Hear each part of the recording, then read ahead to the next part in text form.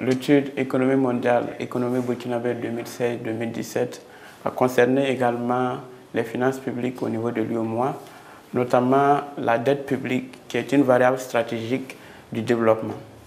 À ce sujet, 3 points importants sont à retenir en matière d'endettement public des pays de l'UEMOA. Premièrement, il faut noter une baisse importante de la dette publique des pays de l'UEMOA durant la première décennie 2000.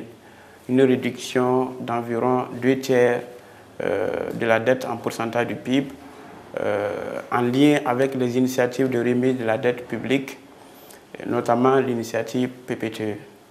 Deuxième lieu, il faut noter une remontée de la dette depuis 2010 dans les pays de l'UEMOA, avec des niveaux relativement élevés au Sénégal, où en 2015, on a un ratio d'endettement qui s'établit à 57% du PIB, et surtout au Togo, où en 2015, le ratio d'endettement s'établit à 75% du PIB. Ainsi, le Togo devient le premier pays, le seul pays dans l'UEMOA à dépasser le plafond de l'endettement autorisé au titre des critères de convergence. C'est-à-dire que le Togo, depuis 2015, ne respecte plus le critère de convergence en matière d'endettement au niveau de l'UEMOA, dont le plafond, ce sont 10% du PIB. Et la dette togolaise qui passe de 49% en 2011 à 75% en 2015 est en lien avec les investissements d'infrastructures financés par des emprunts domestiques et extérieurs. Et cette dégradation des finances publiques au niveau du Togo renforce donc la position du FMI, dont les priorités ne sont pas toujours en phase avec les intérêts des populations.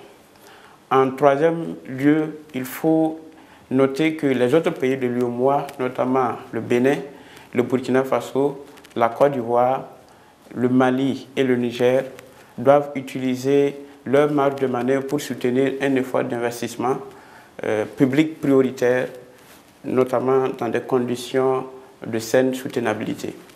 Vous savez que l'explosion de la dette, du ratio d'endettement togolais en moins de 4 ans incite beaucoup à la prudence en matière d'endettement. Et les pressions à la hausse des salaires et les risques liés au choix impertinent du partenariat avec le privé sont des paramètres critiques qu'il faut beaucoup surveiller pour préserver les marges de manœuvre en matière de politique économique et également en matière d'indépendance vis-à-vis des institutions financières internationales, notamment le FMI et la Banque mondiale. Et à cet effet, il faut se souvenir que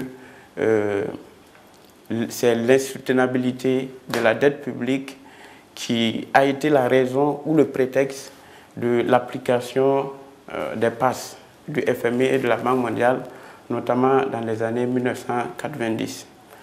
Il faut que nous sachions préserver nos équilibres pour ne pas renforcer le rôle de ces institutions financières internationales.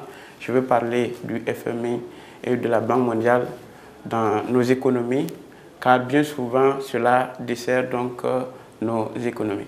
En ce qui concerne le Burkina Faso, il y a toujours une marge de manœuvre importante parce que le Burkina Faso est le deuxième pays le moins endetté dans l'UEMOA. Après le Mali, qui est le pays le moins endetté, c'est le Burkina Faso qui vient en deuxième position avec une dette qui s'établit en 2015 à 32% du PIB. Donc il y a une marge de manœuvre. Mais il faut indiquer que cette marge de manœuvre doit être utilisée pour financer l'investissement public. C'est très important. Parce que lorsqu'on finance l'investissement public, cela crée les conditions de remboursement à la dette. Mais par contre, si cette marge de manœuvre est utilisée pour financer les dépenses de fonctionnement, les dépenses de consommation, cela crée des conditions d'insoutenabilité, dont un effet de boule de neige qui entraîne le pays dans un cercle vicieux de sous-développement.